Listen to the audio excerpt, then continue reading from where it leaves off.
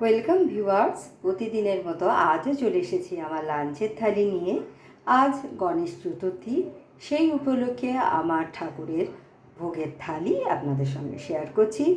থালিতে আমি নিয়েছি বেশ খানিকটা ফল, আর নিয়েছি খিচুড়ি, যেটা আমি ভাজা বাদাম দিয়ে তৈরি করেছি, আর দিয়েছি 2 রকম ডাল, মুগ ও অড়হর ডাল আর গোবিন্দভোগ চাল দিয়ে আমি এই খিচুড়িটা রান্না করেছি। আর নামানোর সময় দিয়েছি একটু ঘি।